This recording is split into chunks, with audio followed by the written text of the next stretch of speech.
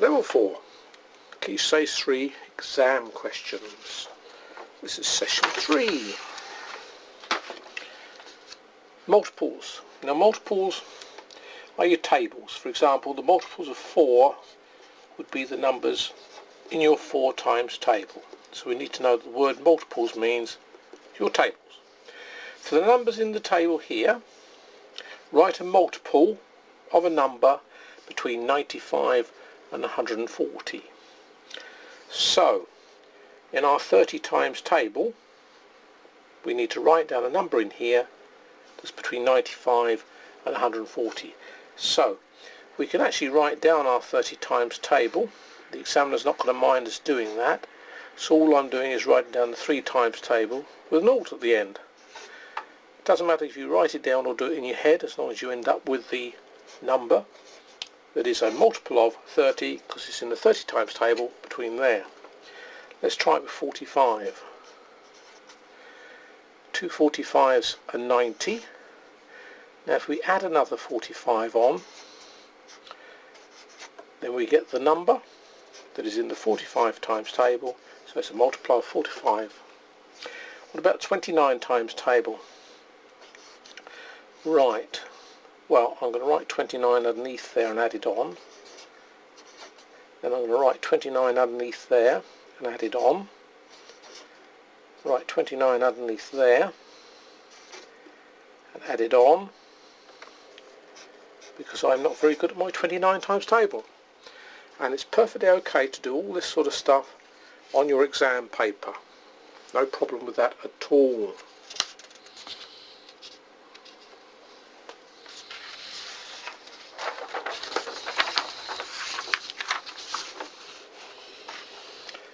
Using signs, use the addition, subtraction, multiplication or division sign to make these correct.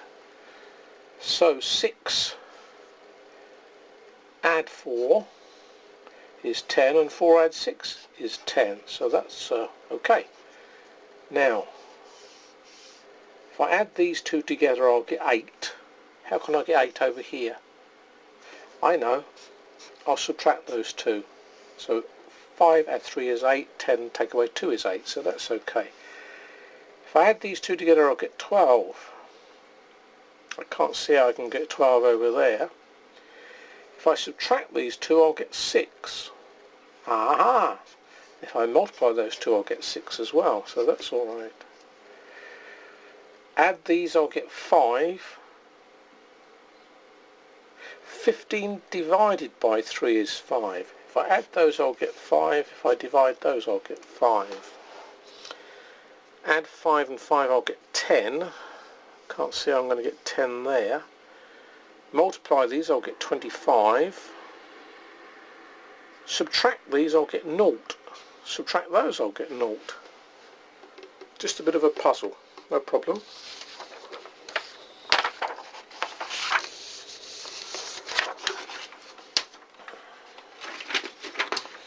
Look at these two angles. I don't know how well they show up. That line seems to show up quite well, but I don't think that line does. So let's make it a bit darker. So there's the angle P, and here's the angle Q.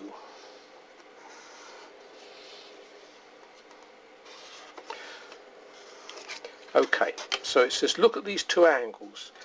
Are the angles acute, obtuse, right angled or reflex? So these are words you're meant to know. You're meant to know that is an angle that is under 90. Obtuse is an angle between 90 and 180. A right angle is 90, and a reflex is an angle over 180. You're meant to know those words. So both of these angles are definitely less than 90, so they're both acute angles. Part B, is P bigger than angle Q? Well, actually the length of the lines makes no difference to the size of the angle, and if you look at this line and this line, they're both horizontal, and this line goes through this point, which is 1 across and 2 up. and this one goes through a point, there's one across and two up. So in fact they're both the same size. The point really is that the length of a line doesn't make any difference to the size of an angle. You could, of course, have measured the angles and found they're the same.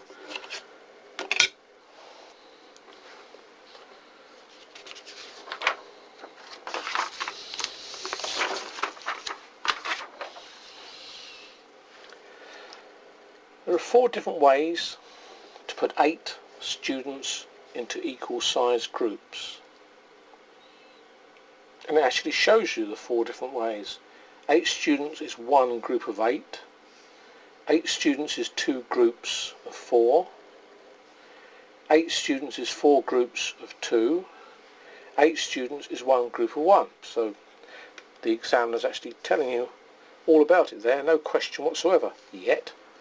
Here's the question. Show 5 different ways to put 16 students.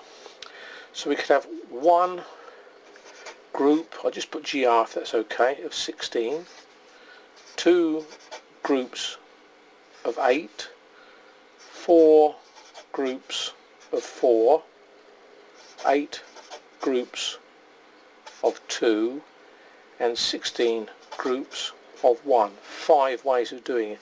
By the way, in the exam I would not do this. I'm just doing it while we're talking to each other. At least I'm talking to you. List the factors of 18. The factors of 18 are all the numbers that go into 18. And this actually lets you see that it's 1, 2, 4, 8 and 16. So the idea of the question was in part A to help you do part B. So in fact it's a way of finding factors when you're asked to find factors.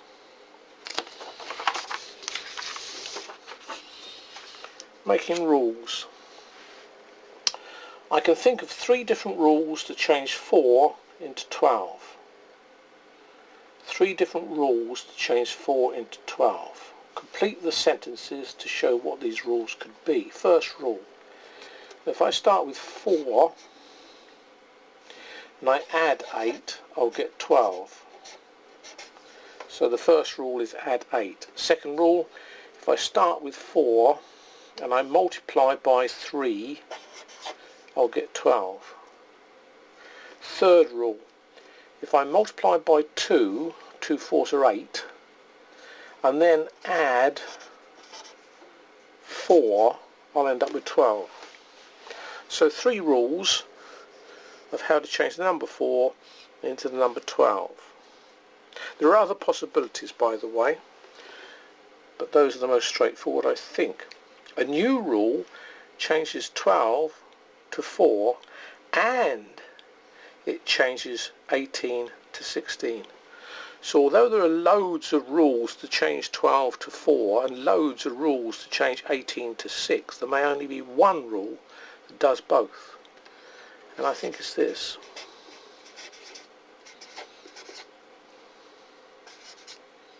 If I divide 12 by 3, I will get 4. If I divide 18 by 3, I will get 6. The examiner might well accept you to write down that if you prefer.